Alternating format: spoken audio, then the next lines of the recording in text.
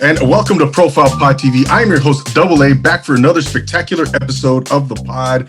We are back, ladies and gentlemen, and better than ever because tonight's episode is a very, very special one indeed. So before we get to our guests of the evening, let me just say a couple things. Don't forget to subscribe on Profile Pod TV here on YouTube. Click on that logo at the bottom right-hand corner of your screen. You guys know the deal. And if you'd like to support the podcast, that's one way to do it. I'd really appreciate that. Don't forget to also leave a rate and review on Apple Podcasts. Follow me on Instagram, Clubhouse, all that good stuff, ladies and gentlemen. And if you'd like to be a guest on this podcast and you're doing something inspirational to motivate us all, and you're doing something extraordinary to inspire the human spirit, then hit me up on a DM. Let's see what we can do and bring you on, because tonight's guests are doing just that. And so once again, welcome on YouTube, welcome on the audio platforms. Let's get to our guests of the evening. These two folks here, they have just taken the world by storm on Instagram and beyond. They've been featured by Vice. Yes, the big Vice, the big media company. They have about 20,000, just under 20,000 followers on Instagram. They have a merchandise line going. They started all of this in the midst of the pandemic. Their Instagram page has just caught fire, and they're here to tell us all about their story. Ladies and gentlemen, please welcome my guest of the evening, Cesar Valencia Alex Munoz, founders of Los Goths Co. How are you guys doing? Welcome. We're good. Thank you for having us. Oh, no, thank you. The pleasure is all mine, guys. This is one that I've been really waiting on, and we booked this, I don't know, a couple months ago. And again, man, time flies, and here we are. How's it going today my hat just snapped. How's it going today in the valley? It's going, man. It's hot. It was hot and humid today. Yeah. It was, man. It was. You know? Yeah, it's typically nothing is going on in the valley. There's no cool scene out here for whatever reason. I don't understand it, but we're bored out here, man. Hey, well, I'm in Simi Valley, man. So if you think you got it bad,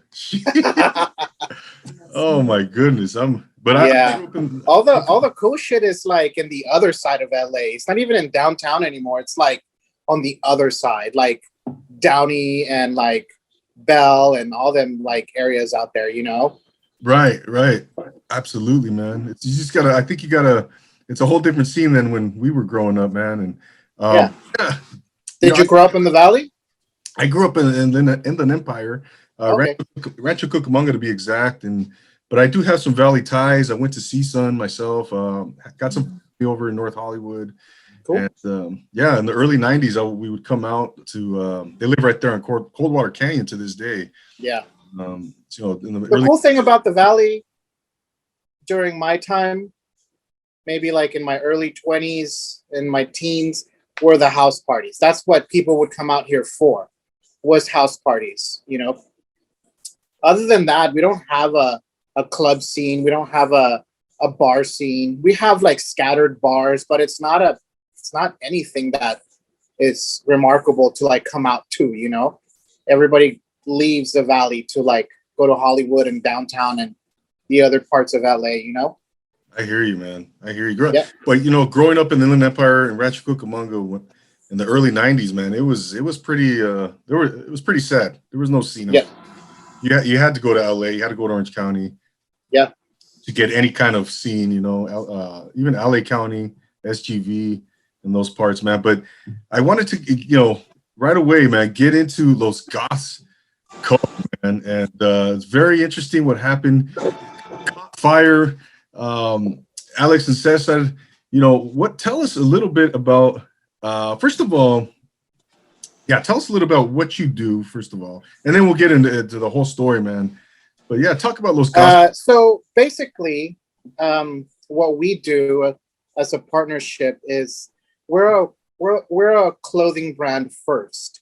We definitely push our merch because obviously during pandemic purposes, we did kind of lose our jobs for the most part, and we were trying to stay busy. We were trying to stay sane, and I pitched the idea to Alex, and I told her like, "Hey, we should start a t-shirt company."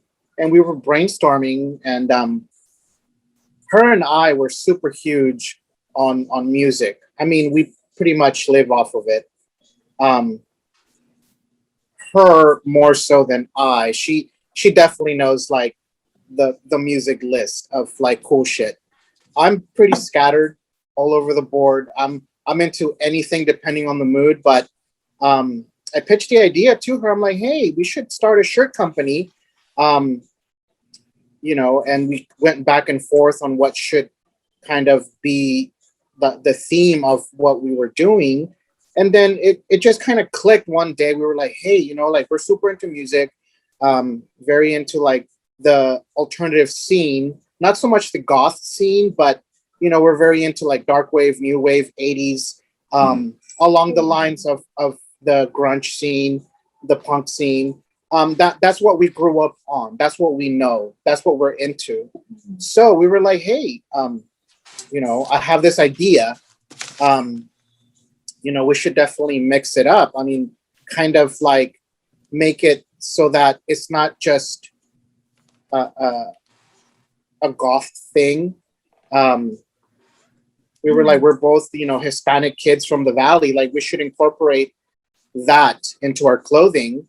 And that's when just everything connected, She came up with like the most genius shirt idea, which was like incorporating like Selena and like Depeche Mode. And we called this shirt Como la Flor. Yeah.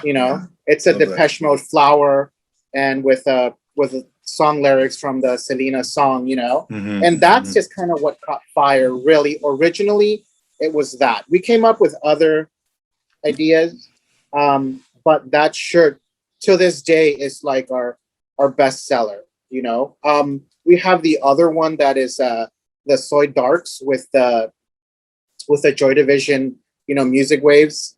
That's our second like best seller, but overall both of those shirts are the ones that are like keeping us alive, really.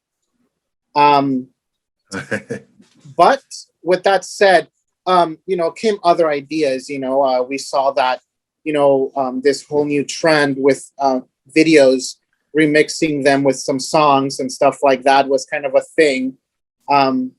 So I kind of started doing that out of boredom. I told her like, I'm gonna start doing videos to kind of just keep people entertained on the account so that they can stick around a little longer and kind of seeing exactly what we're doing. And yeah, like overall, it's just been like a back and forth thing. People seem to really like it too. It's like, I guess it's kind of like refreshing for them to go on the page, and not only are you looking at merch, but you're also looking at these cool videos. They're funny, they're relatable, you know what I mean? And I think that's what keeps people coming back to our page and supporting us and stuff. Yeah, no, guys. I think for me, it's I get very nostalgic when I see your page, all the music, all the videos, because you guys are posting a lot of 80s, there's 90s in there as well. And that's my wheelhouse. I grew up listening to everything in the 80s, The Cure, Depeche Mode, the Smiths, the Morrissey, the Cult. I mean, all of that stuff, you name it, Tears for Fears, it goes on and on, Yep. Club, Howard Jones, and that's all of the stuff you guys are playing. And I love it, man. I love it. And I can't get enough of it. I was telling you earlier that when I first stumbled upon your page, I don't know, it was sometime last year, and I think I saw the one you did with the Lords of Acid song, and I hadn't heard that song in 25 years, man, and I was like, holy shit, man! It was like it was so awesome to go back, and I instantaneously like went back in time and like, because I remember that song. I love that song back in the day. I was like 16, you know, Yeah. 1992 probably, circa, you know, and but I want to also, it's important to know and to emphasize, man, because you started this whole thing out of kind of like you said, boredom, man, and Yeah. it's Absolute interesting. boredom, nothing to do. We're being told you got to stay inside or you're gonna die because of COVID. You know, all of that fun shit during the pandemic. You know, and I mean, we took it serious. We joke about it because that's just kind of how we cope. But we definitely, you know, took it serious. You know, we did have you know, our stumble with it. Our family did, so it became a serious thing. And we did take it serious. I mean, we still are. You know, we aren't going out as much still. We're still kind of a little bit standoffish with doing like what do you call it, the vending, you Yeah, know. And it's not that outdoor we don't events. want, yeah, it's not like we're not trying to do that. Obviously we're trying to get out as much as possible, but we're trying to definitely still be responsible in that sense, you know, not to get too serious on it, but you know, I mean, we're still in the middle of this shit, you know. And anyways, Yeah, beside the point. So we pulled it off because we were bored. We just had so much time. So ultimately, like her and I, like Alex, she can talk about music all day long. Shit that I don't know, the B sides, the obscure, the I if you tell me to give you like 10 song titles from whatever band, I'm the worst at it. You know, I love music. Don't get me wrong. I listen to it all day. I have my favorite bands. I, for whatever reason, am one of those people that I can only sing along if the song is played. You get me? yes, You know, if you tell me, oh, what's the name of that song? It's like, well, hold on, let me Google that shit real quick. You know. right.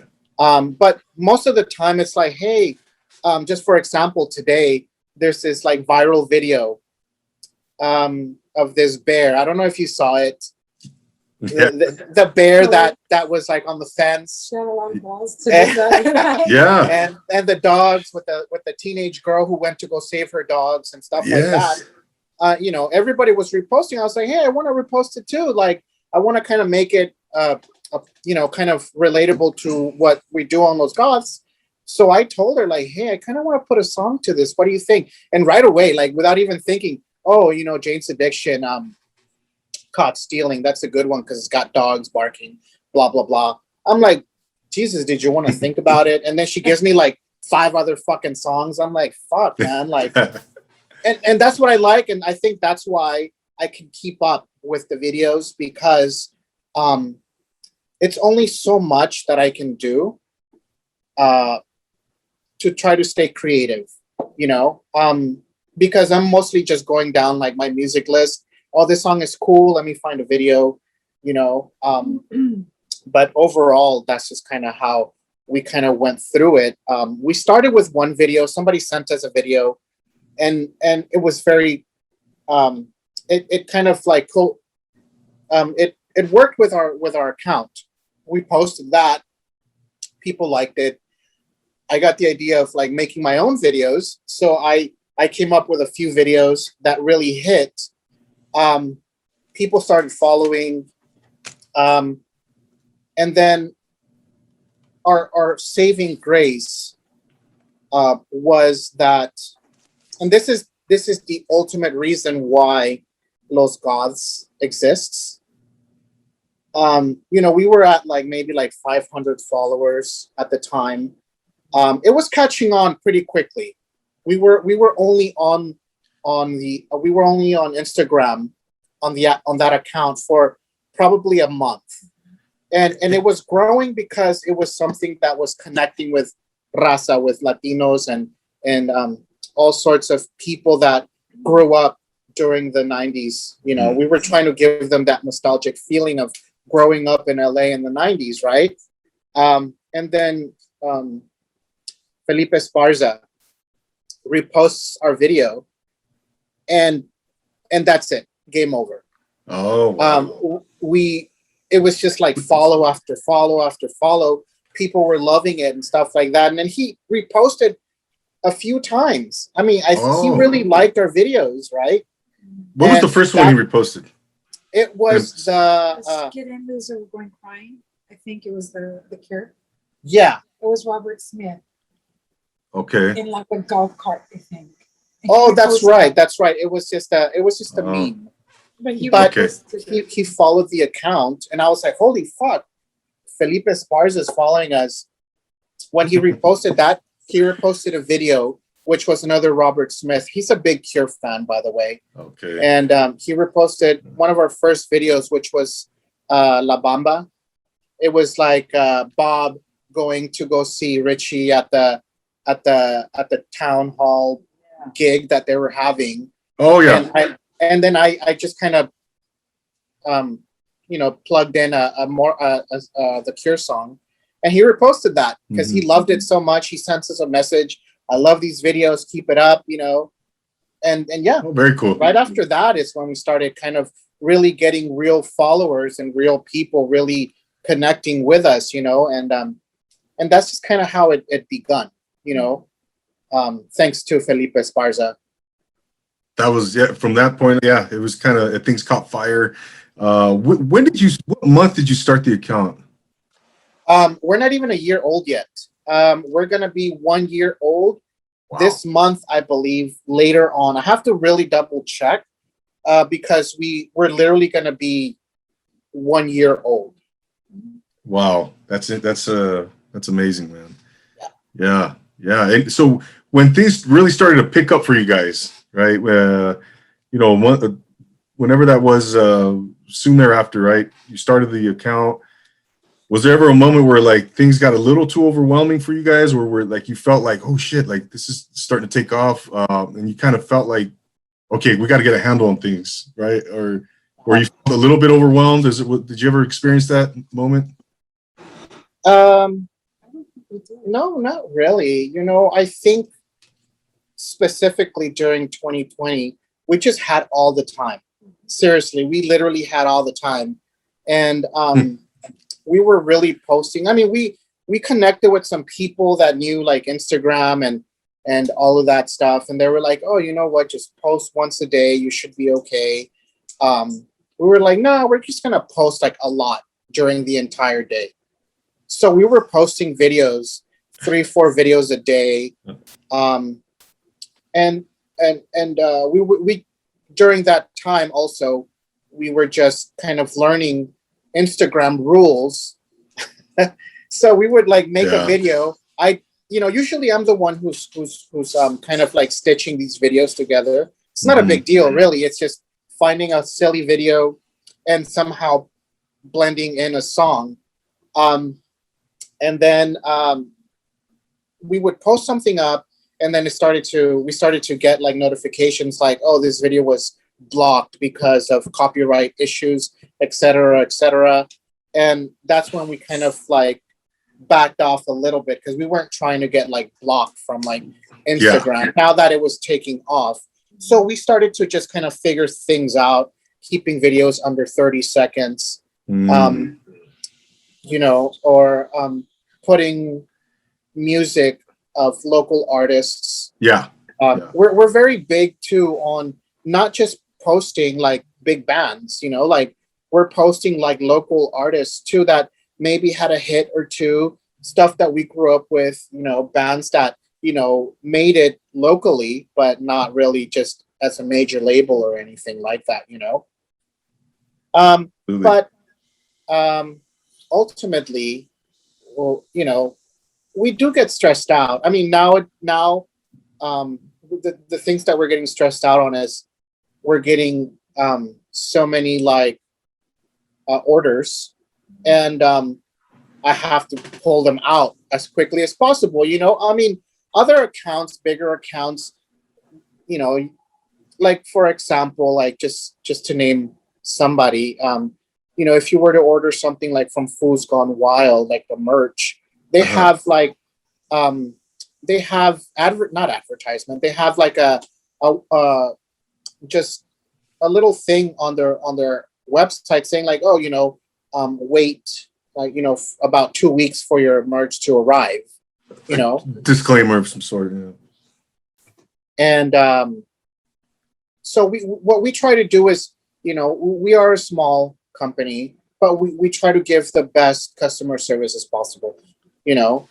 We definitely try to lean towards that end, just so that people can definitely have a better experience with us. Mm-hmm. A lot of other companies kind of like, you buy and there's no return policy. There's no, it's really basically once you buy it, you can't return it.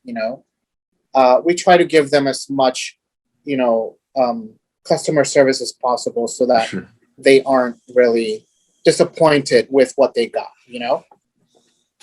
No doubt, man. No doubt. Yeah, because like we mentioned, man. Yeah, this thing, it caught fire, and you hear those stories, man. You hear the stories out there during, with companies, side hustles that started all throughout the pandemic, right? And yours is included, to where, wow, it just took off. Next thing you know, whether it was a song or a video or, I mean, how many millionaires were created in the past year, during the pandemic, Right. It's but Alex and Cesar, man, I kind of want to talk. How is your dynamic as a team, business partners? Kind of talk about that dynamic and how you guys kind of go about your daily operation. Of kind of defining your roles for us. Talk a little bit about that for us. You want to talk about that?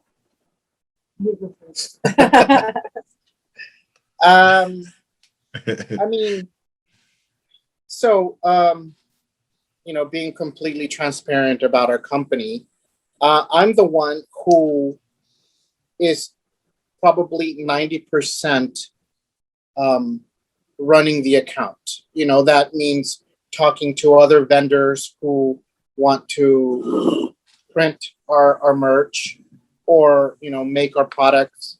We're very big on outsourcing because we like to really give an opportunity to other small businesses, Raza-owned businesses, to really create as well.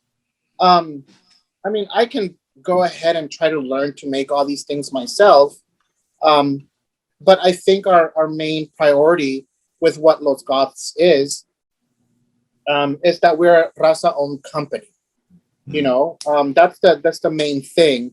Yeah, the videos are funny. It's what's keeping people coming back.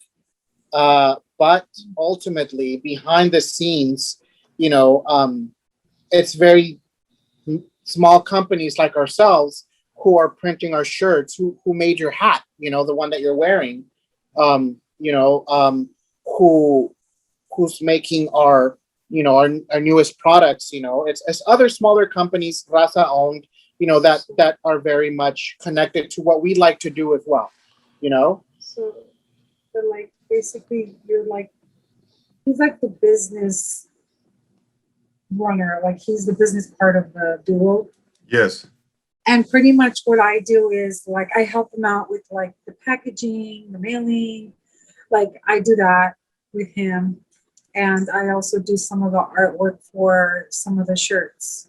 So that's kind of like how we're a team. She's definitely the art and creative side of things. I mean, I'm more hands-on. Mm-hmm. I do get stressed out on the end of like, we need to get these packages out. I don't want people, asking for their packages. That's one of our pet peeves. Getting a message like, hey, we placed an order. When do you think we're going to be able to get our order, etc. Yeah. Alex, as a partner, I don't think I'd be able to do it because she's the one who comes over, helps me package, helps me sort out the invoices. And on the creative side, whenever we need something new, I ask her, hey, I need the artwork. She's an amazing artist. So, she'll work on some artwork, or she'll come up with ideas like, hey, I kind of like this for the shop. Let's figure it out. Overall, she's kind of like the the back end of this, so that things like the moving parts get going. Yeah. I'm very much the one who's talking to everybody, figuring out how much things are going to cost us, how many do we need, can we get it done, running the account, because I have more time. Mm-hmm. She has a day job. I've decided for the moment being that I was going to go full on business mode with Los Goths. Yeah. And so far it's been working out. Absolutely. I mean, you guys have the chemistry because you've experienced success already early on, and I think you can't experience everything starts at the top, right? Within any organization. Yeah. And you guys have chemistry. There's a good dynamic that works for you guys, and obviously, if there was any other way, maybe you don't see the amount of success you've seen. If it was different, if things were kind of fuzzy at the top, but no, it's great to see that you guys you got the wheels turning, the oils are yeah. It wasn't easy. We were, Mm-hmm. I mean, we are brand new at all of this. Mm-hmm. We had to learn everything as we went along. In the beginning, we were like, all right, how are we going to sell these shirts? Well, we're going to need a website. Got to figure out website stuff. Got to figure out how to post these things up. It's, because of necessity, because we definitely appreciate what people do for us as far as like buying our stuff, we try to do our best. Mm-hmm. So we definitely figured out a lot of stuff in a short period of time. Like, we're telling you, we're not even a year old yet. And it grew to almost 20,000 followers. And we don't even know how that even happened, but it did. And, we're super grateful for it, because I guess we're doing something that's working, I think Exactly. all in all, it's also the support system that we have. Mm-hmm. When he first came up with the whole idea of Los Goths, I loved it and I was very supportive of it, and I backed him up, and when I create something, he does the same for me, So I think that has a lot to do with it too. Yeah. Yeah, definitely. If you're going to start a business with anybody,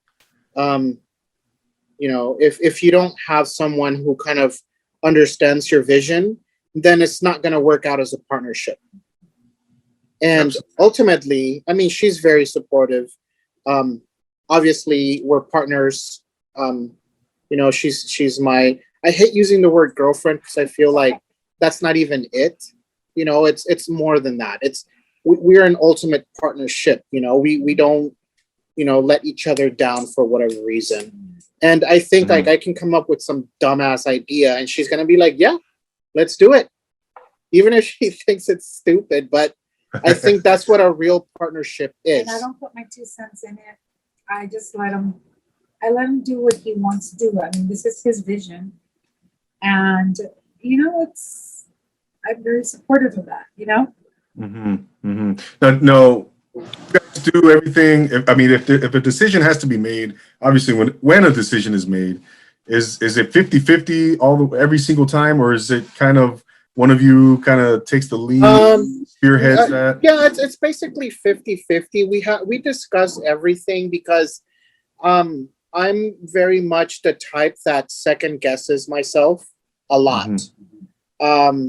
I've attempted businesses by myself before, and where I came short was that once I came up with an idea, I would just overthink it. And when I overthink something, I start finding the flaws in a lot of things, and then I don't follow through. Mm-hmm. Yeah.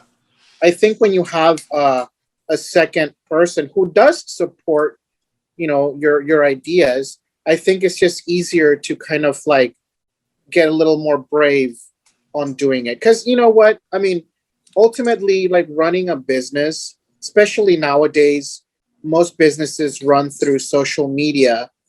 Yeah. Because that's where you're getting most of your fan base from, where most people can see your stuff. But coming across people who only really follow you just so that they can talk shit for no reason. It's just one of those situations that social media has. It just gives people that ability to just really talk shit because whatever reason. The haters, right? I mean, Yeah. I love the haters. There's always a few haters, and I think in any That's terrible. Yeah. I mean, any Instagram, like, Yeah. it's just like that. But we don't pay mind to it, and we just focus on the brand. Yeah. Yeah. Of course. Yeah, Of course. Goals, So we kind of just have a positive outlook on that. We kinda Yes. Absolutely. It comes with Yeah, the territory. And when when you're doing something right, Cesar and Alex, that's when you're doing something right. When you get the haters start coming out and Yeah, exactly. I've gotten haters in my own personal I have a few friends who have pretty successful businesses, and I go to them every now and then whenever I'm just feeling shitty about my business, or an idea, or even when I post a video, sometimes you might post something like unconsciously, and it can have like maybe a different innuendo or a different perspective on someone else, and they might comment like, oh, take this video down because XYZ, or like they didn't like a merch idea that we had, and this and that. And sometimes that does kind of like do something to your ego, to your self-esteem. And sometimes I just think about it and like, you know what? After it's all been said and done, I kind of weigh the good and the bad. And it's like, you know what? It's one person versus like a bunch of people who just bought that. Yeah. And, I talked to, a few other business owners. It's like, you know what? The best thing you can do to run your business without, having so much negative energy coming your way is, make that block button your friend, There you go. Yeah, simple, right? Simple. Yeah. And I mean, everyone that I've talked to is very much like, you know what? There's always going to be someone who's going to say something stupid, try to like put their 2 cents on something that is really so mindless. It's like, you know what? Just delete the comment and, block them, because ultimately, you don't want to go back and forth with some silly person online, especially when it's a business. You end up looking bad as a business person for kind of, going back and forth with some invisible troll account, and it's usually those accounts that are the ones who want to like talk the most shit. It's some weird account with no picture and like no follows. It's just like, I'm just gonna talk shit because nobody knows who I am. Yeah. The keyboard warriors, right? Yeah. Keyboard warriors. Yeah. That's fun, man. That's terrible, man. Anyways, back to your question. It is a 50-50 partnership. I consult with her on a business level on everything because it benefits her as well. Through Los Goths, she's gotten the opportunity to start her own shop. She's very big on vintage aesthetics and stuff like that. So, we're using our popularity to kind of, funnel some followers onto her account so that she can, get her, her own concept going, which is selling vintage, Oh, what's the name of that account? We call it, what you want to Valley Rags. Valley Rats? Valley Rags, as in like rags. Valley Rags. I did want to call it Valley. I did want to call it Valley Rats because we're hardcore like Valley Rats. Like we are gonna die here. We're gonna be buried in the San Fernando Mission. cemetery, you know. Richie Valens. Yeah, next to Richie Valens and shit. But no, yes. So it's Valley Rags. Valley Rags. Okay, gotcha. Yeah. Yeah, Awesome. it's still kind of, I'm still kind of new at that actually, and just so far it's slow, but I'm trying to find ways to push. But I mean, but I'm basically, learning a lot actually from Los Goths. So I mean, I think having Los Goths is helping me push also my account for Belly Rags, as in like making these videos. I mean, my videos aren't as funny, but I just kind of try to stick to like eras and like music, kind of to go with the fashion, and pretty much that's kind of how I have my account. It has its own identity, its own flavor. Yeah, Right? For example, like if I have a few like 60s items, like from like the 60s vintage, I'll do like a video set in the 60s of like a movie that I like, or something. So I kind of just but it's doing well. I mean, from the beginning that we opened up the shop, she sold out everything that she had. So we had to take a break because we were like, holy fuck, we need more merch, So she kind of got to work on that. So now we have a lot more stuff coming in, a lot more authentic vintage, because we started noticing the pattern of what people actually really liked. So she got to work on it, and right away, almost instantly, people started buying, and I told her, I was like, you know what, so that it's not just some like invisible entity. We should just we should just kind of make it a sister account to Los Goths, which is very much goes hand in hand with the type of people that we kind of cater to. The style of people that follow us are also, obviously, they're listening to like old school music. I mean, they also want to see if they can score like some authentic vintage stuff from that era as well. No doubt. No, I think what I'd like to kind of also highlight is that what we're seeing here with Los Goths and everything that you guys have done up to this point is inspirational, man. You always hear about, just do it, just take that shot, start your business, take that first step, all those cliches, all those things. And you guys are proof, man, that, hey, just take a chance, right? Take a chance, start it, do it. Take that first step, see what happens. I tell a lot of other people who might be starting too, I tell them, I'm like, just do it. You might not take off right away, but at least you're going to learn that maybe that idea worked and maybe that idea needs to be worked on. I mean, we're coming from, at least me personally, I'm coming from a long list of other smaller businesses, ideas that I had, until I stumbled on the concept of Los Goths, which was probably right place at the right time. And ultimately, that's what it was. It was the right place at the right time. I guess something positive came out of COVID and the pandemic was that I think a lot of people were home. And I did think about that. I'm like, hey, look, I think right now a lot of people are home. They're bored. They're on their phones 24/7. Exactly. So they need some entertainment. Exactly. So that's kind of how we kind of market Los Goths. We're trying to push out nostalgia. That's basically what we're selling. We're selling nostalgia of the alternative scene and growing up in LA, listening to the cool music that we were into.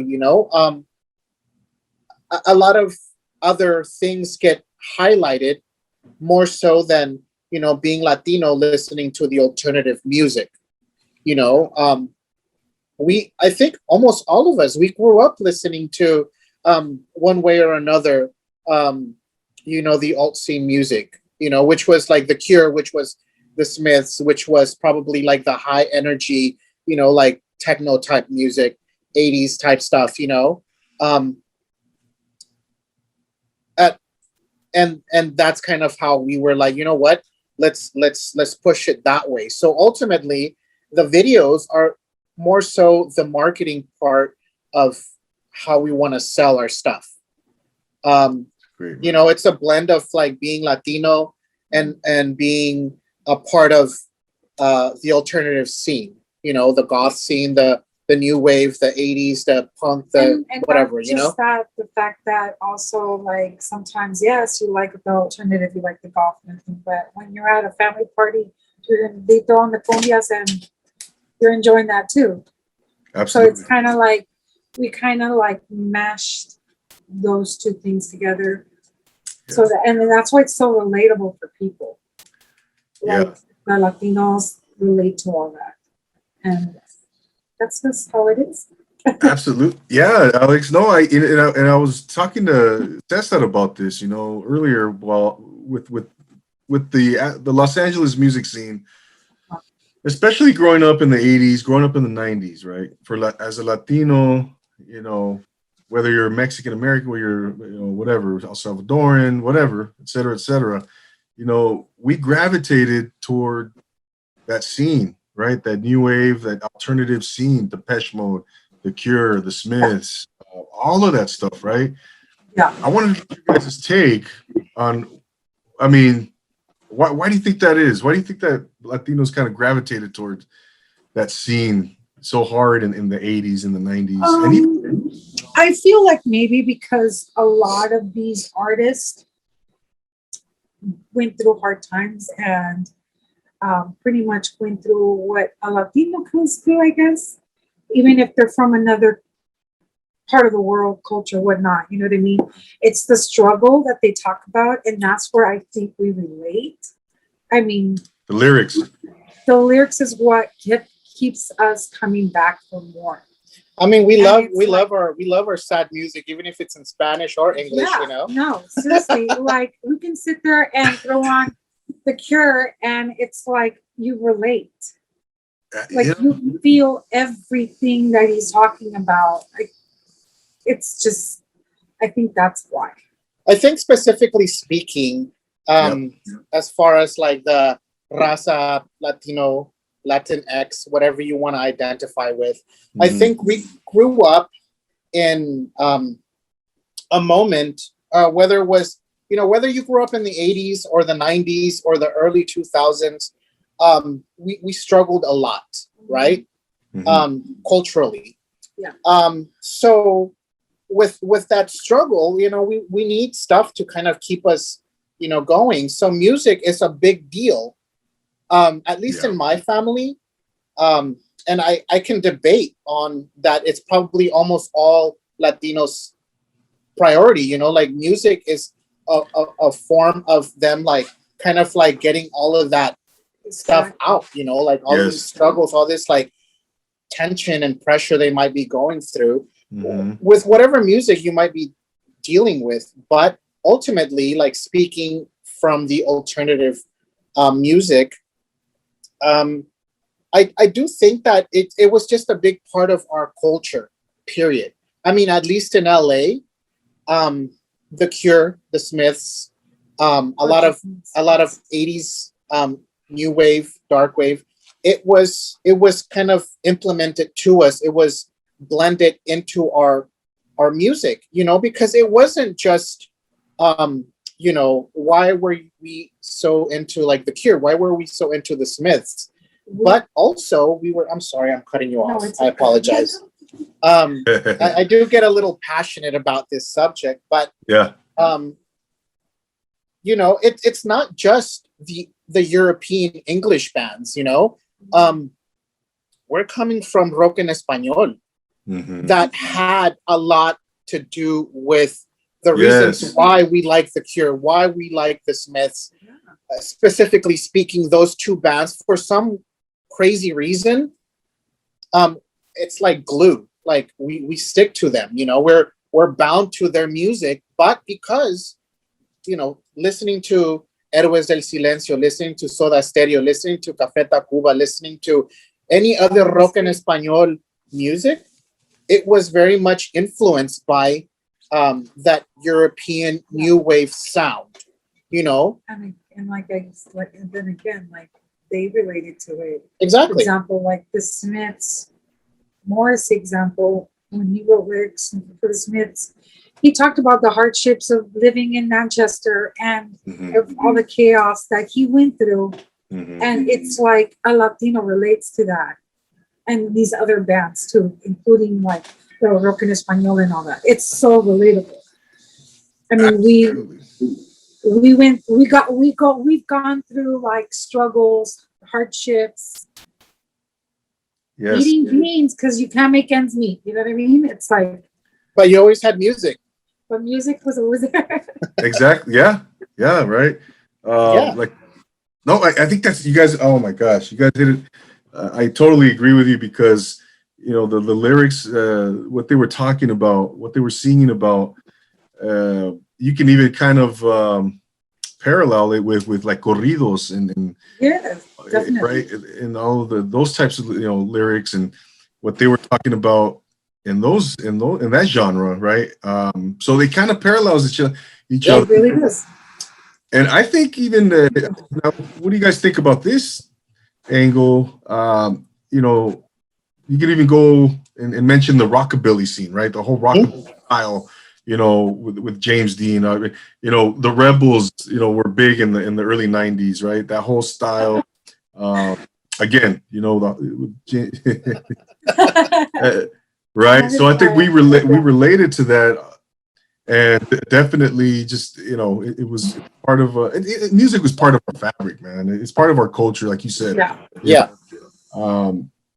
But yeah, it's interesting to kind of analyze that phenomenon, man, because You know what? Like we can literally have an entire conversation on your podcast about the reasons why Latinidad is super big on the alt scene, and when I say alt scene, it's because it's not just subject of like goths, the goth scene. It's the 80s scene, it's the 90s, it's the grunge, it's the everything that we grew up with during that era,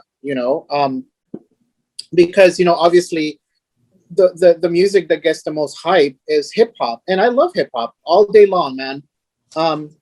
But I do feel that there was the selective few, there was the alternative to that, which was obviously the new wave, the dark wave, the grunge and the punk and all that stuff, next to the hip hop, Yeah. And some of us, just like myself, even before I liked hip hop, I was already into like classic rock and listening to like 80s and rock en español. I mean, hip hop came in because obviously I'm a LA kid and it's just inevitable.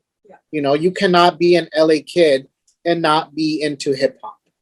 Yeah. Same thing. You can't be a New York kid and you're not into hip hop. Like it's just inevitable, Yeah. No. Yeah, exactly. You could, bring that you could bring hip hop into the conversation, of course. The grunge scene, right? Even hip hop dabbled in rock. Let's not forget Run DMC and even the Beastie Boys. Yeah. I mean, so it's kind of like I'm still looking for their first record when they were a punk band, Oh yeah. Wow. Yeah, before License to Ill and all that. Huh? Yeah. Exactly. I mean, they were an entire punk band, I'm like, holy fuck. I mean, I already knew that, but just seeing it visually, it's like, oh fuck, man. Like that's true. Like they were a punk band first before they went into being a straight up hip hop, trio, or trio. Trio. Yeah, no doubt. Wow, I never knew that. You didn't know that? Oh, I mean, I'm not trying to call you out or anything. I'm just saying. No, I know, right? Gosh, they were a punk band before. Yes, and they were called the Beastie Boys. I mean, that's what their punk band was called. Yeah, just I think I came across our record long time ago, but it was just like it's not hard to get, but obviously it's expensive, Yeah. I mean, I grew up on pretty much hip hop and classic rock because of my family. So, I mean, I think that pretty much made me the person that I am today. Listening to that growing up, you know, my cousin was hardcore into hip hop, and he's an amazing person, very, very musically talented. I mean, this guy is a big time hip hop head, you name it, record collector. He loves it all. And just seeing him and seeing all that growing up and him teaching me a lot about that, I think made me the person that I am now. And so I'm pretty much open with all kinds of music. Yeah. But again, if it weren't for a lot of these genres, like there wouldn't be like a lot of these like alternative and like it's just it kind of all blends in for me. And in my opinion too, I think that there is a difference between like a music lover versus like someone in the scene, you know. I think there is just specific people who are so like hardcore into like a scene that they don't listen to anything else. You know, a good example is like a lot of like metalheads. For some reason, they cannot get into anything else, you know, except for metal. And there's nothing wrong with metal. It's just, I mean, it's all great. It's all great, you know what I mean? But there's a lot of people who are very narrow-minded about what they listen to, and it's like only that. Yeah. And it's like, I can't. I have to have like, however I feel one day is what I listen to. If I want to listen to country, I'll listen to country. You know what I mean? So I think that's, I don't know. No, you know, I'm like you guys. I have a very eclectic taste in music. I love, I mean, oldies, you know, some country, you know, all the 80s, all the 90s, grunge, hip hop, you know, old school, you know, just you name it. I like what Quincy Jones says. He said you need two in life. You need two things to survive. You need water and music. You know, so exactly. And in the Latino household, it's like you need water, frijoles, and music.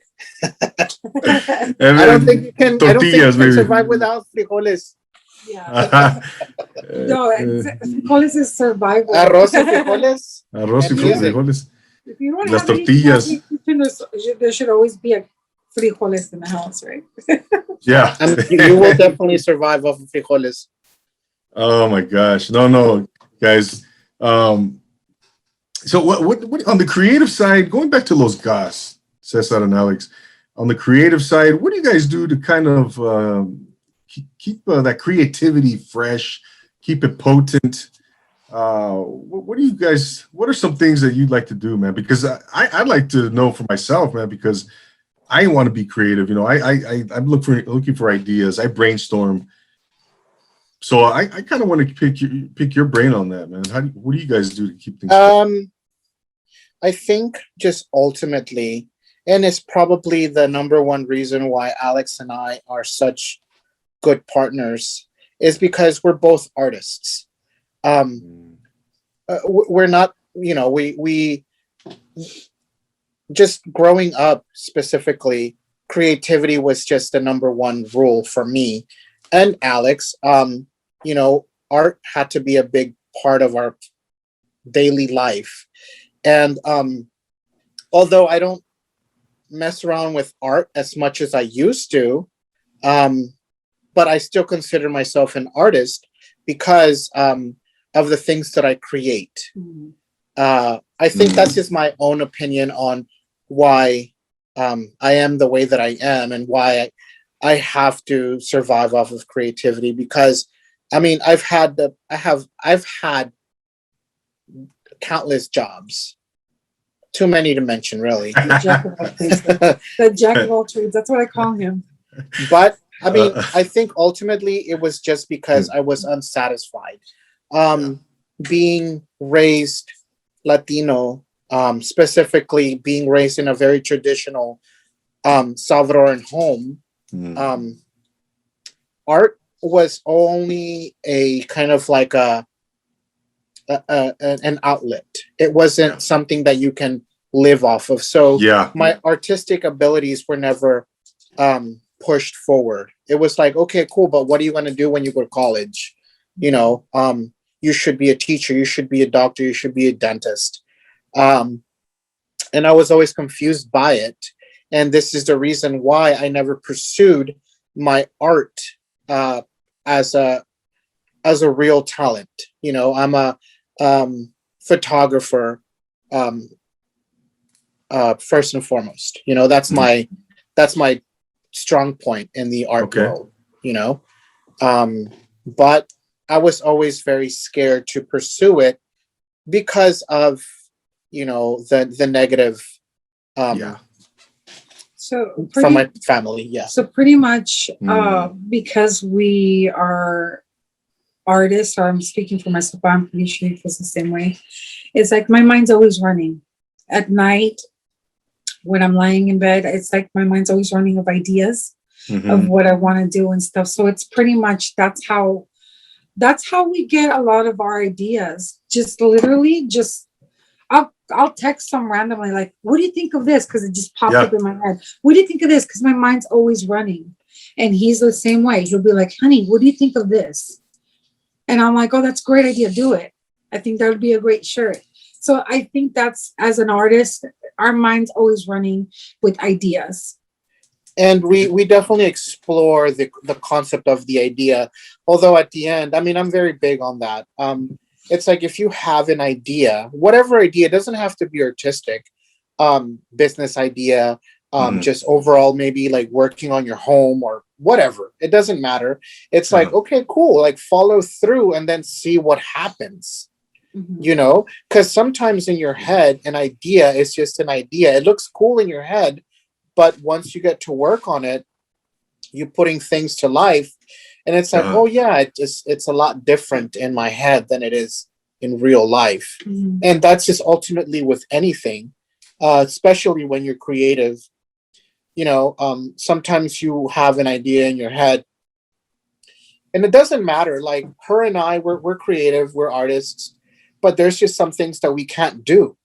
You know, maybe because it's her style of artwork that we can't bring the idea to life.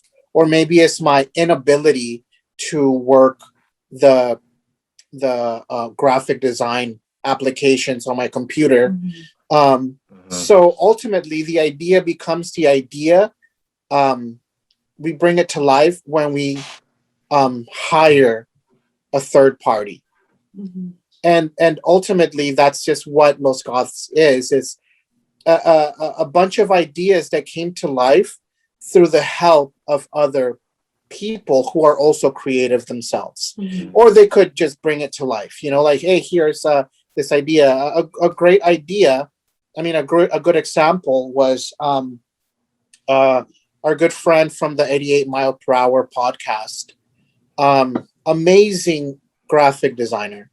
I came up with the idea of having the blood in, blood out shirt. I don't know if you've seen it. Yes. But it's basically it's just basically a remix of the Lost Boys versus the Blood In, Blood Out movie, both of my favorite movies. And I just think that, you know, I just thought it was clever. Blood In, Blood Out, vampires, the Lost Boys. Yeah. It goes hand in hand. And I pitched the idea to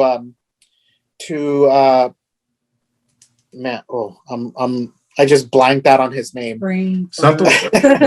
Santos, I'm sorry. Yes, Santos, if you're hearing this, I'm sorry, Santos. Santos. So yes, Santos. Awesome podcast, by the way. Yeah, no, it's a good time. I mean, they can go on movies all day long, but ultimately his whole thing is graphic design. So he went and created the shirt, and it was immaculate. It was just like far more than my idea. Oh wow, you know? Okay. Above and beyond it, yeah, just graphically done great. You know, we even had a mishap too, because my one of my print guys who does direct to garment, I don't know if you know what that means, but direct to garment means that you just kind of use like a big printer and you stick the shirt through the machine and it prints the shirt, kind of like paper. Okay. Versus the silk screen, which you use Oh. the machine that you have to scrape the ink on it. Yes. Basically, the first batch of shirts that we pulled out, it was just not to his taste. Basically, you know, he's such a perfectionist, and so he's like, you know what, it's a cool shirt, but it just looks a little bootleggish. You know, it just looks. Yeah. So we had to like scrap like the 40, 50 shirts that we printed. Oh, wow. And then we had to go to my other friend, Andy, who was like, yeah, I was like, dude, I need your help. It's an emergency. I need you to print these shirts out for me. People have already ordered them. Our first batch didn't come out as good. I need your help. So yeah, I mean, overall, that's what happened, you know, because, you know, Santos, he's such a perfectionist, and I give him that, you know, because our shirts wouldn't have been as popular if it was done the way that they were originally done, you know. Yeah. So anyways, that was my little rant on those shirts. No, shout out to Andy at Creative Designs. He made my hats, and I totally relate to that, man, because when you have that third party who can kind of bring that vision to life, right? And then you see how, you know, you tell them what you want, you explain it, and then they created it, whether it's on a computer or you see like a mock-up, you know, and like, oh wow, well yeah, there it is. And sometimes it's even better, right? Like you just mentioned, it's even better than what you kind of saw, what you kind of had envisioned. I think that's a key component, man. You know, when you have that party who's really on their game and can really bring that whatever it is to life. Yeah, man. And ultimately, it's really working with people who can share your vision. I mean, I've had other people that I've gone to create some merch for us, and maybe it was just not to their creative side, you know. You know, sometimes they just don't understand your idea because maybe they're just not a part of that world, you know, and it just doesn't come out as good. And so I've bounced back and forth with a few people. So ultimately now we have, you know, a small handful of people who are very much, you know, into the same stuff that we are. So pitching an idea to them it's not even a big deal. It's like, oh, that's a cool idea. Or they'll just kind of input like, oh, well, we should do it this way because it'll look better this way or what have you, you know? But ultimately, I think like as a business, kind of connecting yourself with other businesses who kind of have your aesthetic so that, you know, your ideas can come out exactly how you want, you know. There's other businesses who might not share your idea and then they just kind of create it to their own ability. And it's like, yeah, that's cool, but it's just not what I wanted, you know? Yeah. And then you're losing money, you know? Yeah, no.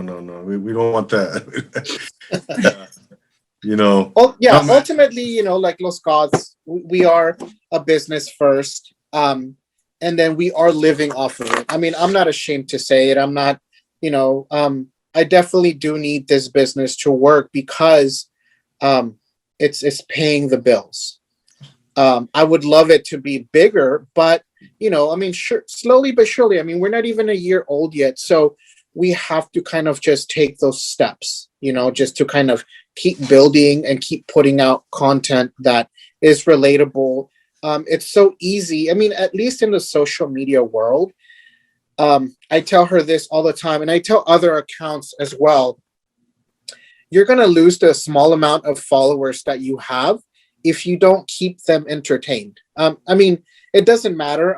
Unfortunately, that's just what social media is. Yeah. You really only have a window of like 15 to 30 seconds of attention to really keep somebody entertained.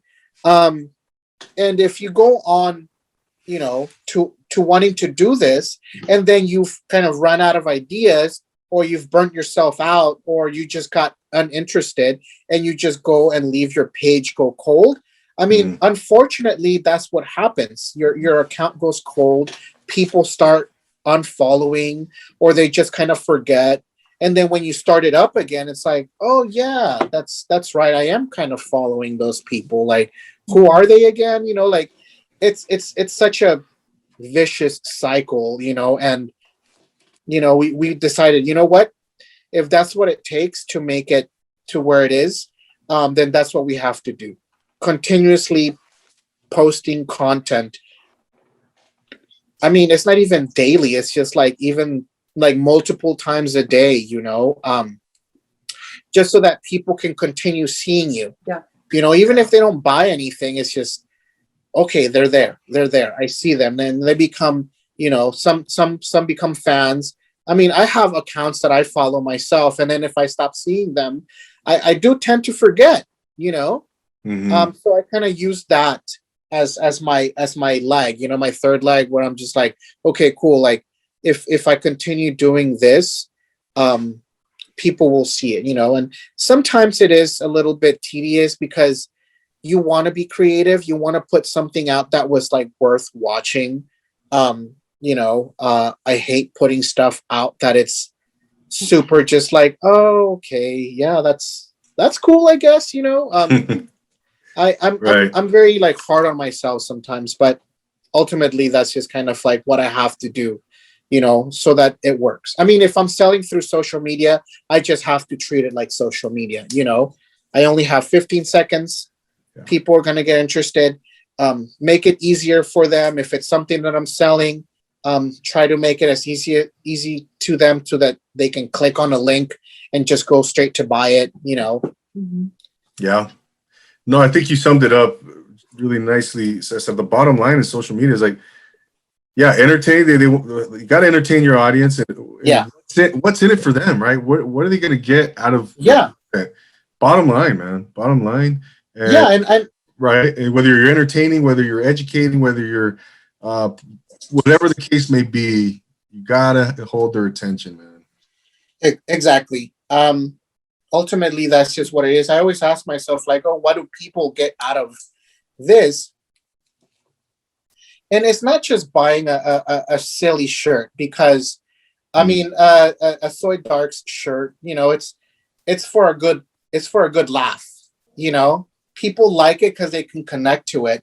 So ultimately, you know, what I try to reiterate to people as well is like, hey, look, you're buying a shirt that says Soy Darks or Como la Flor, but ultimately this shirt was created by another raza-owned business who is also a small business, who is also, you know, creating their own brand and stuff like that. There is like a little bit of you know, reassurance that you're also just not buying a t-shirt or a wallet or whatever other merch that we might have, that you're also helping out another small company, you know, another raza owned company, you know, that we're very big on small companies, you know.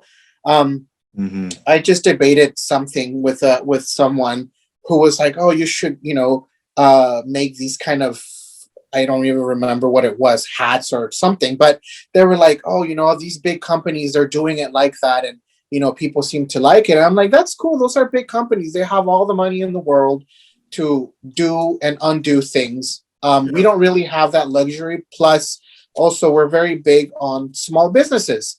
And what we're pushing is culture. We're pushing raza. We're pushing our Latino, Latina, Latinx, raza, whatever you want to identify yourself with, to relate to it. And also, when you're buying something from us, it's not just a whatever shirt.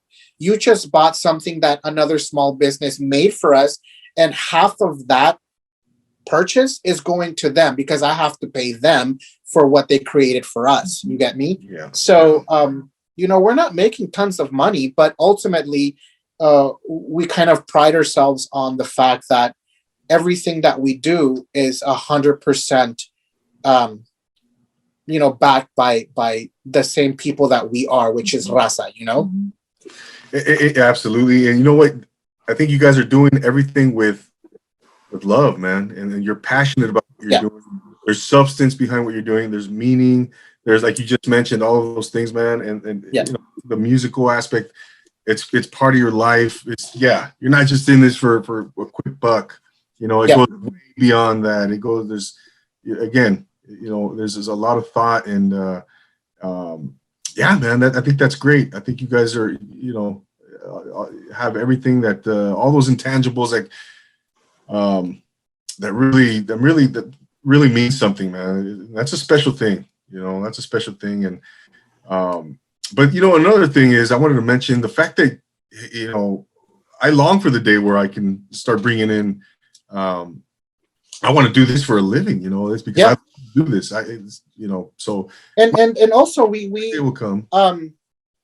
You know, we do it because you are a small entity. You know, you are a small business yourself. So I mean, we're only doing it because, you know, we love to support the other businesses that want to work with us. You know, I mean, if it's related to what we do in any form, then yes, we will love to do it. I mean, I don't want to just go into some whatever podcast that might not even understand what we're doing, you know, even if it's not even like, maybe they're not even understanding the music that we're trying to do. They might just want to do it because of the popularity aspect of something. But even then, I mean, if we do it, we're going to give you an educational experience where it's like, hey, this is the reasons why we're doing it. It's a whole line of things that we did learn in such a short time. But ultimately, at the end of the day, we were like, hey, look, we're doing this because we believe in this. We believe in the fact that we're a small business backed by small businesses. And ultimately, the product that you're getting, it was handmade or just created by another small business that is appreciative of your business. You know, the videos are just kind of a gold mine to keep you entertained. You know, I mean, obviously you can definitely answer this. You know, you're not just gonna go to some t-shirt company and stick around on their website looking through shirts, right?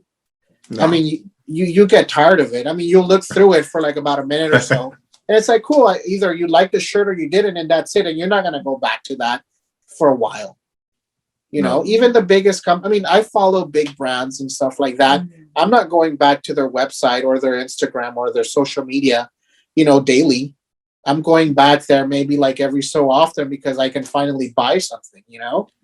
But, you know, ultimately with what we're doing, it's like, hey, you get an entire experience. Yeah. You know, you got to laugh at some silly ass videos that related to your culture and also to your, you know, subculture. And now you can buy something that you can hold tangible that was also created by Raza. I love that. I love saying that, you know. It's one of my flexes, you know. Yeah, absolutely, Cesar. I think it's a beautiful thing that you're trying to build community at the same time, because that's one thing that I like to do on this podcast. Once I have a guest that comes on, I am going to continue to support them. I'm going to read their content, you know, whatever, you know, purchase their merchandise, share their content, and continue to support, man. It doesn't right here. You guys will see that with me, man. I'll continue to post, and I'll continue to like and share and comment.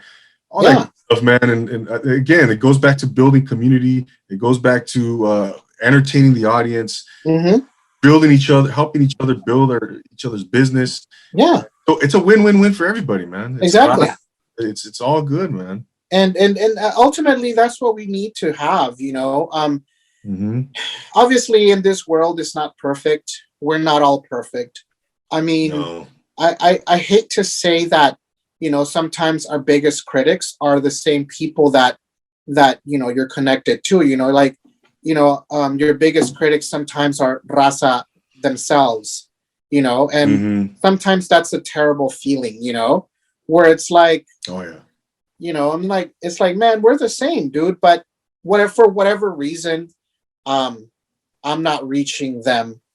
I don't connect with them, which is fine too. I mean, you can't please everybody. Mm-hmm. You can't, everybody No. doesn't have to like you, I think you just have to be true to whatever it is that you are creating, and along the way, I mean, you're going to have somebody who's either jealous of it, wants what you have, or thinks that they can do it better. Yeah. And that's all well and good. I approve of all of that too. It's like, if you think you can do it better, I'm not stopping you. Exactly. I'm not the only t-shirt maker. I'm not the only one making silly videos. Like, do it. If you think you can do it better, I applaud you. But don't just go tossing your toxicity and negativity to everybody else, because that's definitely unproductive. Exactly. We get it every so often. I mean, I can, knock on wood, I can definitely say that within the year, we're almost there. Yeah. It's been very minimal negativity. Mm-hmm. It's been very minimal. I think it's been like 95% positivity from everybody who's followed, compared to the handful of people who wanted to sound dismissive of whatever it is that you're doing, Mm-hmm. And it's like, cool. I love to press the block button because I don't need it. I don't need your negative feedback. I don't need your toxicity. No. It really, if you keep those people around, even if it's on social media, you're letting them kind of like throw up all over you with their negativity, and it's like, what, if you can avoid that, then just delete it. Yep. Delete it, block it. You have that luxury on social media, and then hopefully they don't have another stupid troll account where they can come back and circle back and try to get you on another angle. I mean, there is definitely some people who use this as a weapon to really reflect on their bad negative selves, and they just want to like share that with everybody else. Misery loves company, right? Exactly. She says that all the time. I always say that. And then I'm like, and I love to block it. Absolutely, man. It's a learning experience. I think that if you're going to be a business owner, you have to have a sense of what's the word I'm looking for? Like, you have to thick skin. Yes, you have to have some thick skin, or just learn how to roll with the punches, because if you're gonna be and I get it all the time. Don't get me wrong, I'm human. I'm thicker skin. I'm a moody Cancer. I get all the feelings. Like, I'm seriously like, I feel everything sometimes, and sometimes I'll just tell myself like, man, why am I allowing this stupid comment? Yeah. I'm the one that's more sensitive about it. Oh my God. Yeah, really? So he really? deals with all of it, because I know that it'll hurt me. I'm really sensitive. So like something like that will hurt me. And he's different. He knows how to deal with it. So I just leave him to it. I don't even go on there to check who comments anymore. I'm like, no, I don't want to see, because he has thicker skin than me, and he's good at that. He's good at handling that situation good. Just letting it roll off. I'm terrible at it. So, but also I think I feel you, Alex. I'm like that too. I think the advice is to connect with people who might be doing the same as you, and then just kind of share your experience. It's like, hey, how did you handle this? Like, Andy, he's a really good person at like just kind of like cooling me off. Like, sometimes I'm like, hey dude, like, how do you deal with somebody who might have said this or done that or whatever? It's like, and then he'll give me a pretty logical, like, you know what, just at this point, either give them really good customer service, eat up, your loss. You know, if you're going to lose money on something, I think you're better off giving them really good customer service and then learning from that experience. Or, you know, just any kind of like, I go to different people for different questions about my frustrations of running a business, and also just kind of like dealing with people who are not even trying to like buy anything from you. They're just trying to bother you for whatever reason. And everybody has their own like perspective on it, you know, and then I share it with other people too. It's like, you know what, you know, don't deal with it. If it's something that's unavoidable, you just delete the comment, block the person, move forward, and don't dwell on it, because now you're sitting on this negativity, you know. Or if it's a business related question, it's like, you know what, be as professional as possible, because people will definitely hold on to that. Even if you are a small business, giving them the overall professionality that they wanted goes a long way. You know? Yeah, no doubt, man, no doubt. It's no, I know, Cesar, Alex. It's unfortunately, it comes with the territory, but yeah, it's. I mean, you take it with a grain of salt, and I'm very sensitive myself, you know. And what's your sign? What's that? I said, what's your sign? Oh, I'm a Libra. Okay. I get along with Libras. I'm an Aquarius. He likes to say I'm a Capricorn, but he's full of it. I am no Aquarius. Oh, no man. I don't really believe in that so much, but I think that we absorb that information so much that we start believing it. Yeah. Exactly. So I'm definitely one of those, like, I'm a moody ass Cancer for sure. For sure. It's basically the reason why astrology is like such a big deal for people, because it's an icebreaker. Yeah, it is. Go out. Right.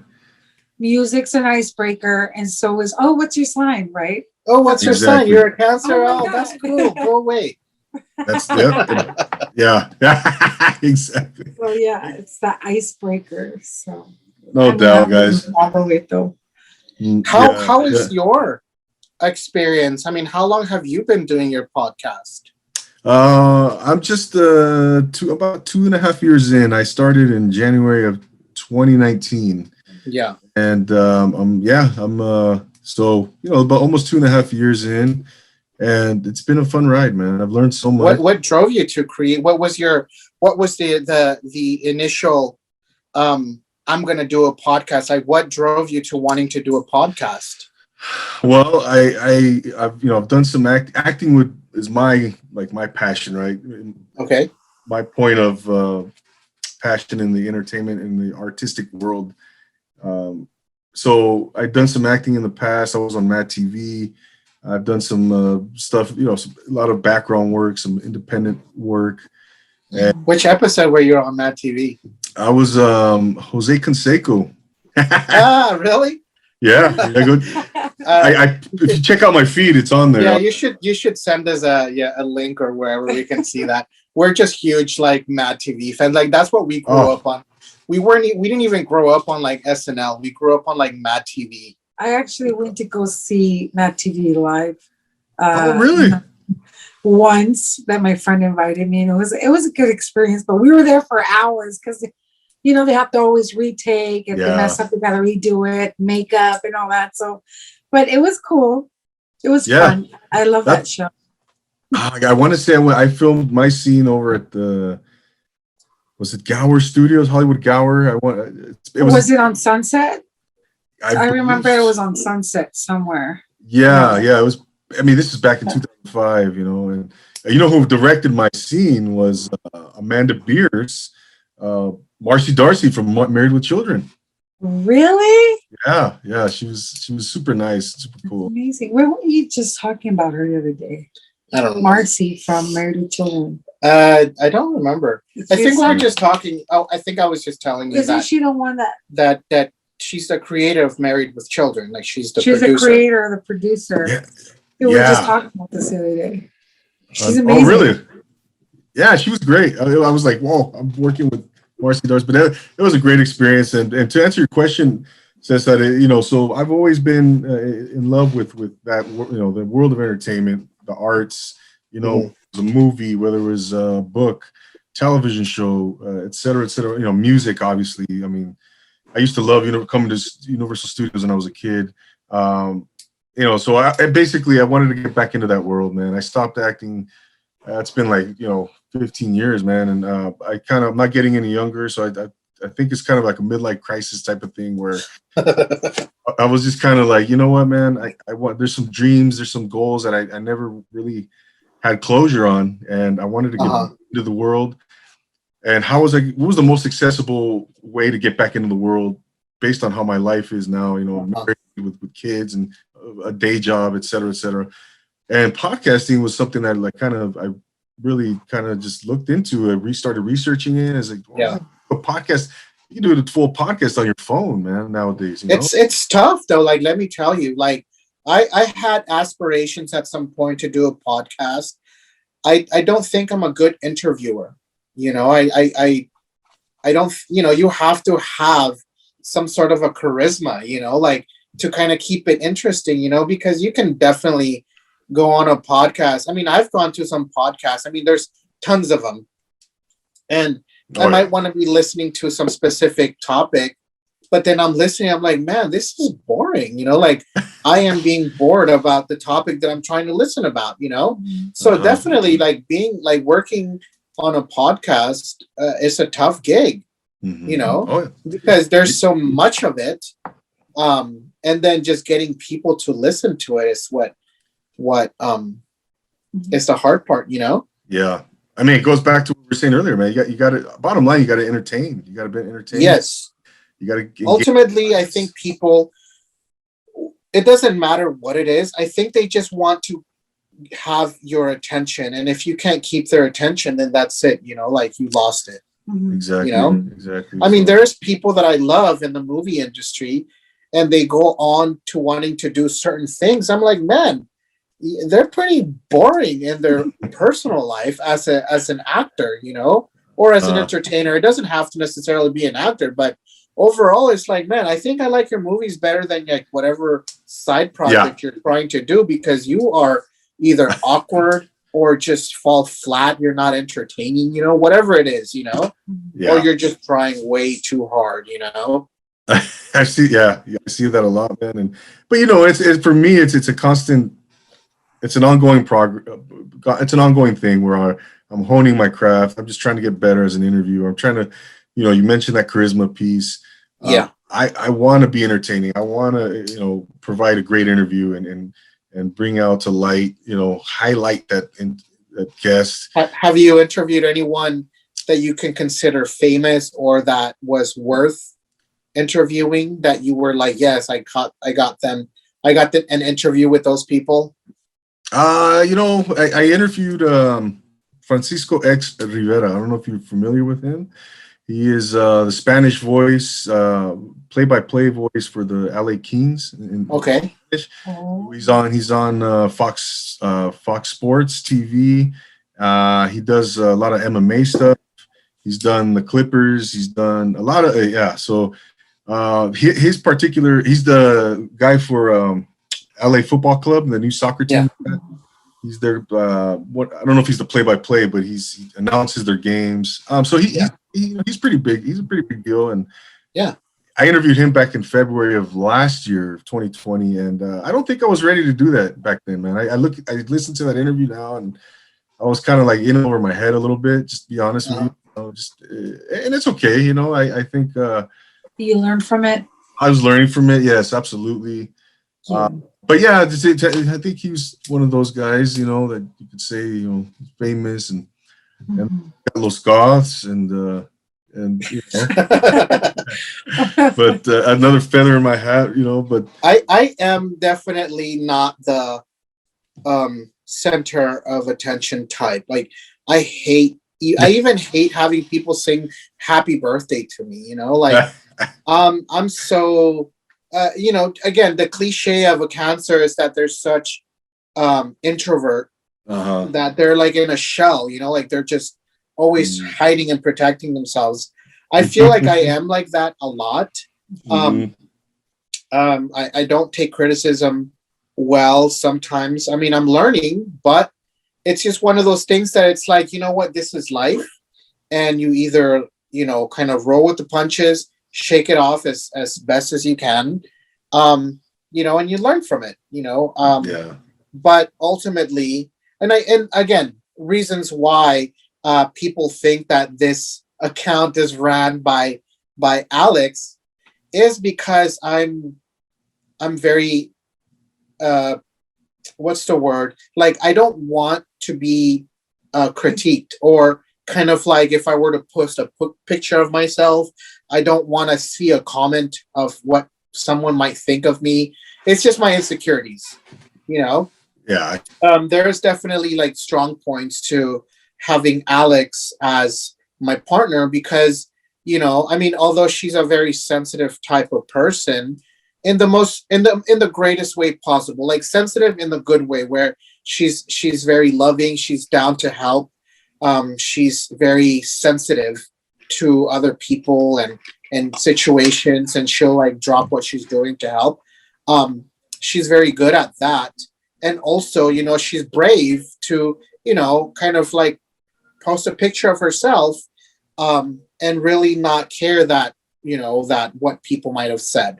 You know, she's kind of, well, that's, I mean, like, I do care, but like, again, I had mentioned it before. It's just, I don't deal with the comments.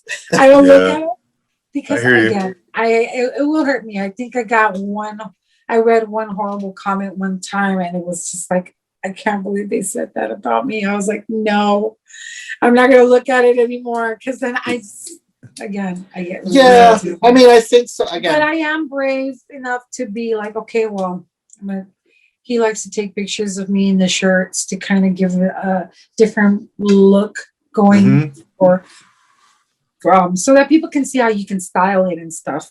Of course. But she's also good at that. I mean, overall, like she's the creator and artistic side to Los Goths, because, you know, ultimately, like, I can just give her a shirt or any item that we might have, and it's like, hey, I need you to create a look because we need to create content.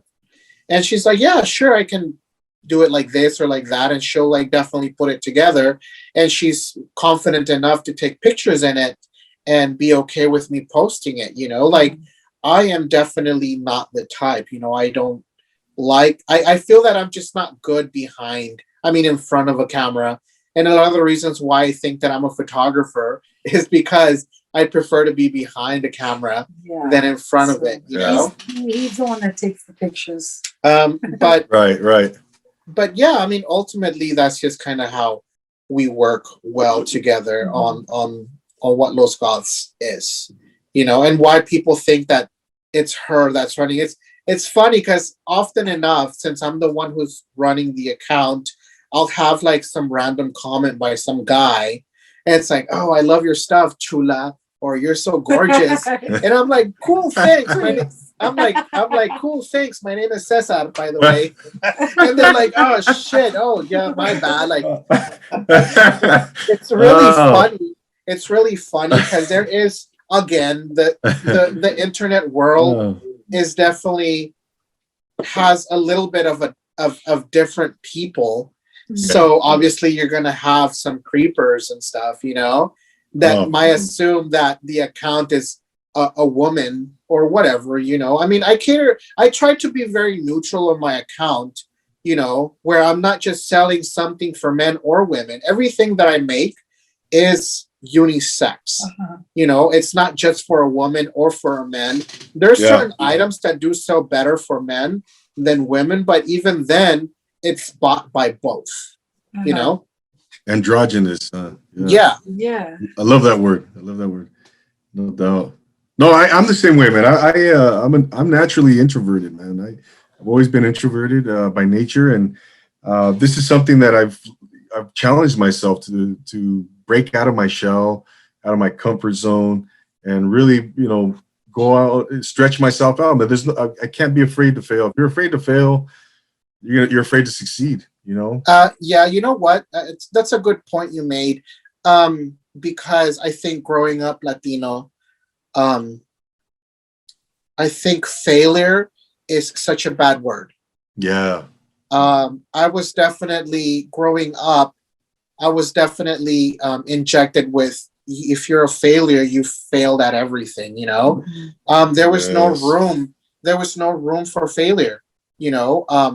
If you prepared yourself and you did well, then you were successful. But unfortunately, I think that um, because growing up in the struggle and stuff like that, we didn't have much support from our own families because they didn't have that knowledge themselves.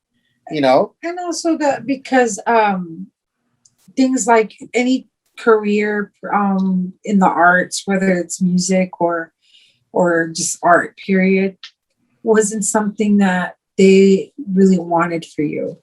It's like you doing that was not a thing to do. You know what I mean? Of course. I mean, I'm saying from experience, but I don't know how he feels about that, but that's just how I see it. Yeah. I mean, overall, I mean, until this day, don't get me wrong. And until today, I think my dad has a big issue with failure. It's like you have to prepare yourself. And No doubt. the way that you prepare yourself is studying or practicing or doing it, whatever it takes to get better at it. Although that's really great advice, but I think as growing up progressively in this world as a Latino, we should definitely implement other choices to our kids where it's like, look, I get it. If you fail, I mean, just take that and learn from it and then do it again. Like, don't take failure as the ultimate, like, that's it. Like, End if all you be all. fail Yeah. at something, then continue trying to do it. If that's what it is that you want to do, I mean, sometimes you do have to kind of jump into the water to see if that is something that you want to do. There was plenty of things that I wanted to do in my entire life up until today where I'm just like, I think I can be good at that. I really like that. I'm super, for example, music. I love listening to music. I love music all day long. Mm-hmm. Can I play an instrument? Fuck no. Did I want to play an instrument? Yes. Why? Because my dad can play guitar. I wanted to play guitar. Did I learn to play it? No, because I just don't have that ability. I think ultimately, you just have to really stick to what you truly love and guide yourself through it as best as possible. And sometimes it's you might want to do something and it just doesn't turn out that way. But you're at least experiencing it in a different way, Mm-hmm. Right. No, you stick to your you identify your strengths, right, and your weaknesses, and you gravitate to your strengths, obviously. And no, that's a great point, man. And yeah, the cultural aspect is especially with failure, man. Yeah, that's the way I was always like, man, shit, I failed, right? Even as a grown man, as a Yeah.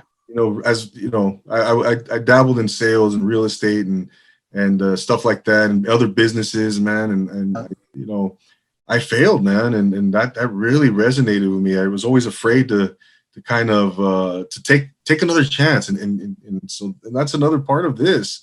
What I'm doing, like, no, man, yeah. And because we also just didn't have that, like, I think with me personally, I anything that I do while I'm doing it, I try to find other people who have gone through it, whether they succeeded or not, and just kind of get their point of view on it too. So that way I know how to land. Do you get me? Like, you're not going to be good at everything, but if you can get a perspective on, hey, look, I'm dealing with this. How did you deal with it? I think growing up as a, specifically speaking, in a Latino household, we just didn't have that. We couldn't go to our uncle or our family member or someone that we might have been connected to give them, like, your opinion, like, hey, this is what I'm struggling on. How did you deal with that? I think that our lifestyle was so much the same that, everything was just set in one way. If you're a failure, you're a failure. And that's it. And then there is no way around it. Exactly. So don't fail. And that's a lot of pressure. Don't fail. Jesus Christ. The pressure, absolutely, man, Yeah. absolutely. I mean, we're still dealing with that now. I mean, I love my family. They see me running Los Goths. Obviously, this isn't their cup of tea. They see shit with bats and it's all dark clothes and stuff like that. So The dancing monks and all that. Yeah. they try to be as positive as possible, but they're like, why is everything black? And why does it this? And I'm like, I hate explaining it to them because they've already shut down from it. There's no way of like trying to like exactly. Yeah. It's like this shit is del diablo, Oh, God. El demonio, right? Exactly. But I tell my mom, like, I was doing my taxes. I mean, that is another flex of mine, man. Like, bro, I'm doing my taxes for my own business. I mean, I think if you're running a business and you have to do taxes for it, like that's kind of like an achievement, I mean, yes, I have to pay and shit, but still, it's like I've only had to do my taxes because of my day job, but now it's like I had to learn new things because I'm an independent person running an independent business and I have to report my taxes. And then I'm like telling my mom this stuff and she's like, oh wow, you have to report your taxes. I'm like, yes, mom, we as a business, if you've made over $10,000 in a year, you have to report that. So we exceeded that, and I was like, holy fuck, I made that much in under a year. Like I don't have any of that money, but just seeing the amount of money that I spent throughout the year, which was over like $50,000. Not trying to say how much money I made, but still, under a year, we sold that much. Yeah. That to me was like an achievement. And I'm telling my mom, this is how much my business is kind of generating. I mean, I don't have all that money in my bank account because I had to pay the printers and the products that I'm buying, et cetera, a business. But at the end of the day, I'm like, wow, that's exciting. That is me not failing at this, and I explained that to my parents and they were like, I think I kind of changed their idea a little bit where it's like, oh, okay, wow, like you're really like making that much. Just as long as you're making enough money to like pay your bills and your fucking child support or whatever it is that you're doing, I think that they're going to be okay with it. And I think ultimately what traditional Latino parents want in your life, whether you're a 20-year-old, a 30 or 40, 50-year-old, is that you aren't struggling like they did. And I think that's why failure is such a big deal, is because they don't want you to fail or have the hardships that they did to struggle to bring you up, No doubt, man. Yeah. So it's definitely it's a cultural piece there, man. And so a couple of things, man, before we wrap things up, guys. What's next for Los Goths, man? What are some plans? What are some goals, some visions? We were just talking about that. Her and I, we're using Los Goths as a ramp. How long is it going to last? I hope it lasts forever. I hope Los Goths can become a huge thing. And that's just me dreaming big. But I also have to be realistic, being that I have a partner. I have a child that her and I are raising, amongst other things. I mean, we don't have a child together, but I have a child. I have to, obviously support her financially as a grown-up. She's definitely taken that role as well to help with that. So ultimately, we talk about like, hey, what do we need to do? I mean, our right now we're focusing on her shop, so that we can generate a little more, correct? And then also, I'm always telling her, hey, we need to figure out other outlets of revenue so that we can figure out other things. I mean, Los Goths is definitely given us that drive. It's given us that ability that we can do it, and it's giving us the knowledge of how to do it. So we went and launched her shop. She's always loved the vintage and stuff like that. So it's like, hey, let's start selling authentic vintage. So we just started that, and overall, we started on a good note because some people bought it. Obviously, selling something to someone is not the easiest thing to do in the beginning, but because we are selling somewhat, is giving us that strength. I think we also talked about maybe trying to do more as in like how should I say, like pop-up shops, like a pop-up. Oh yeah, okay. We kind of wanted to do that, collaborate with a lot of the people here in the valley. Yeah. San Fernando especially, because there's a lot of it's a small community of people who actually want to bring more to San Fernando Valley because there's really nothing much for us here.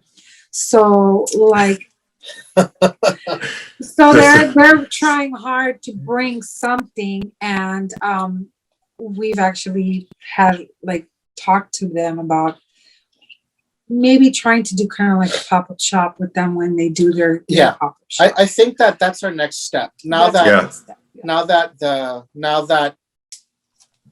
COVID is kind of like easing a little bit. Yes. We're still scared shitless. And we still mask even though we're vaccinated. Yeah, no, exactly. We're scared shitless. We're definitely I get it. That we're in that group of people where we're still scared, because we did go through a rough patch, with our own families as well. It was a tough time. And I want to be respectful to anyone who had to deal with that scary feeling. Yeah. Because we went through it. A lot of people went through it. Some people weren't as lucky as we were.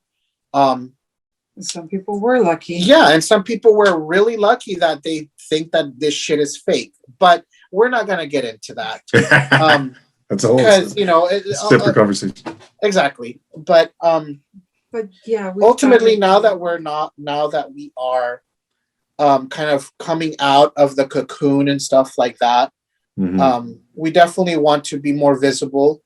I mean, me personally, I'm still very I'm scared of like putting out my stuff in front of a bunch of people and possibly getting some stupid comment. But again, facing fears and putting myself out there and stuff like that. So pop-ups, we've been asked left and right, hey, you should come vend here, come vend there. And one is we're not ready because since we outsource a lot of our merch, we have other smaller companies making our merch. I think we just have to get financially ready to print stuff that we can have physically to go vend. Plus we have to purchase. So that's kind of like up in there, but that's just an idea of something that we kind of want to do as a next. Definitely. But ultimately, we are always looking. I mean, me specifically, I'm always looking for another revenue of income, whatever it is. I mean, I again always leaning in the creativity side, because if it's creative, I'm gonna want to do it. Absolutely. No, I mean those pop-ups are I think there's 818 pop-up. There's throughout Los Angeles. It's funny because every time they do their pop-ups, we kind of like swing by.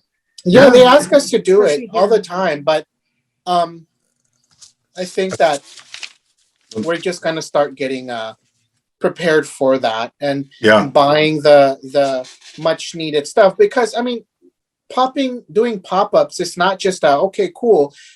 Sometimes you need a tent. Those tents aren't cheap.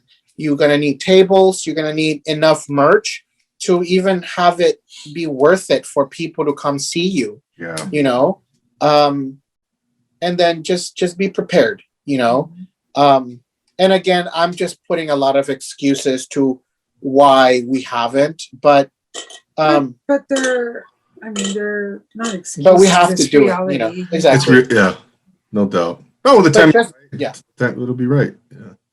No, but And yeah, I mean, I think that's just the next step. I mean, specifically speaking, we don't really have a solid idea of what's next with Los Goths, but ultimately what I want Los Goths specifically to be is I want it to be a self what's the word? I want it to be able to sell its own things. I don't have to self-sufficient. sell you. Exactly, there you go. I don't want to have to sell you something that's reflective of like the Smiths or of Joy Division or of The Cure. You know, I want to sell you something that says Los Goths, or something that we created that goes with the aesthetics of what Los Goths is. Not specifically having it to be, you know, something that's connected with something else. You know, our aesthetic is obviously very much like a play on words with goth and Latinidad and growing up Latino in Los Angeles. So ultimately, that's what the brand is. And we have designs that have nothing to do with music that do sell well. You know, just our logo, or just something that was aesthetically pleasing to the eye that goes with the brand and stuff like that. And yeah, so ultimately, I want that to be the ultimate plan. You know, just being its own brand. You know. Well, you know, I think there's no limit to what Los Goths can become. It's going to be fun watching you guys, you know, transcend and ascend and grow and expand, man. I appreciate everything you guys have, what you've done thus far. And again, man, it's only gonna, you know, you've reached heights. I mean, many people dream of already. You know, yeah. And I think, like I said, man, I'm gonna continue to watch you guys and follow you. And you know, so and I think on our end, we just have to continue being better. You know, in whatever way that is. We just want to be able to either make better quality merch, putting out better quality original stuff. I mean, it's endless possibilities on what Los Goths is. There is a lot of competition, and then there is a lot of other people who sometimes just kind of want to take what you have. And sometimes that's really like a frustrating moment, you know, because you have to protect what you create as well. Yeah. Oh, you know? Absolutely, man. And that could be complimentary too, right? We do take it as a compliment. There's been Imitation sometimes, there's been some times where like literally like the people who wanted to create something of their own were really just trying to take what we had. Yep. You know? And it's like, I mean, I'm not going to bash you on wanting to create your own business, but I mean, Come up with your own be idea. original. Yeah. I mean, or if you're wanting to kind of stick to the aesthetics as what we're doing, which we are not gateholding anything. I mean, any new design that we have that's created by one of our designers, we have a total agreement where we're like, look, hey, we came up with this idea, but if you can profit from this, please do it. Do it on your own, obviously, not specifically doing what we did, but you know, we're not gateholders, we're not gatekeepers of what we do, because we don't own a lot of this stuff. I mean, these are just ideas, and the ideas come from other ideas, So if you can come up with something that is completely original, that's cool. Just don't literally want to take what we make. I think as a business owner, nobody likes that. Of course, no. Hey, what do they say? Imitation is the greatest form of flattery, or Exactly. right? Is that the saying? Yeah. Yeah, but if you to an extent, but if you worked really hard on something, you took your time on it for somebody else to just take the idea. It's like, well, I worked hard on that for you to just kind of take it, exactly. and call it your own. No, that's not. Yeah, and that's where copywriting comes into play, and marking and all that stuff. And we're kind of slowly going into that as well. We're definitely trying to make sure that we are making original, at least from the business point of things with our merch. Mm-hmm. We're trying to make sure that we are creating things that are 100% our design and not taken by anybody else. Specifically like for t-shirts, I don't want to get into any copyright issues or anything like that. So we try to make a lot of original stuff so that we don't ever have to deal with legality issues, Of course, man. Who wants to do that fun stuff, right? Mm-hmm. Hey, guys, before we go, please tell the good people where can they follow you. Go ahead and plug your website, all that good stuff, where they can purchase merchandise, et cetera, et cetera. Oh, honey, that's you. All right. So obviously Instagram at Los Goths Co. And then website is losgoths.com. And then if you definitely are into vintage, head over to the Instagram account, which is Valley Rags, and we have a Depop. What's the Depop? Oh, let me check. I mean, all links are on our Instagram. Yeah, the links are on Instagram, and we have a link tree that has everything in there. So you want to look for Los Goths website, it's in there. You want to look for my shop, it's there. Yeah, everything's there. So so basically losgoths.com, and then Instagram, which is losgoths.co. No, it's Los Goths Co. all together. Definitely. Yeah, and you got the link tree in your bio there on Los Goths. Yes, it's all there. Yep. And by the way, I really enjoyed that article by Vice. Amazing. By Alex Zaragoza, I think is Alex Zaragoza, right?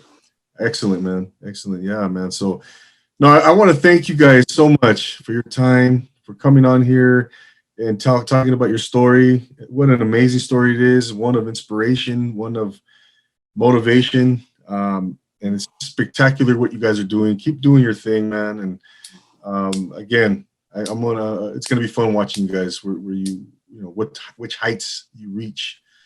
I hope we reach the biggest mountains. Absolutely. You guys are always welcome back, and talk in the future. And again, man, thank you guys so much for coming on. Thank you for having us. Exactly. Thank you. It was fun. I enjoyed talking to you. Thank you. It was a good podcast. I feel great.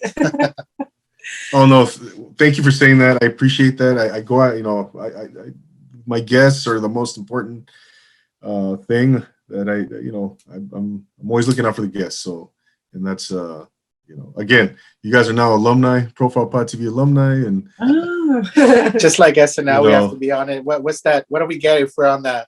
What is it? I forgot. What do they call that? The Fiverr or something or other for SNL? Yeah, gosh darn it. I know. I can't think of it right now, but yes, thank you guys so much, and we will see you soon. We will see you soon. Yes, okay. Thanks so much. Thank you so much. You're welcome. Ladies and gentlemen, there you have Cesar Valencia, Alex Munoz, creators, founders, operators of Los Goths Co. Go check them out. Go follow them. You will not be disappointed. They are doing some really big things. And don't forget to check out Valley Rags as well, if you're into the vintage scene. And so yeah, I can't thank them enough for coming on. I thank you so much for being here on YouTube, on the audio platforms. Don't forget to subscribe to Profile Pod TV here on YouTube. Leave a rate and review on Apple Podcasts. Send me a DM if you'd like to be a guest on this podcast and all that good stuff. But once again, I want to thank Los Goths Co, Cesar and Alex for being here. Much love. And I wish you guys all the continued success. So, Thank you. you so much. absolutely. I'm your host once again, Double A, always saying to take it easy. Bye. Thank you guys.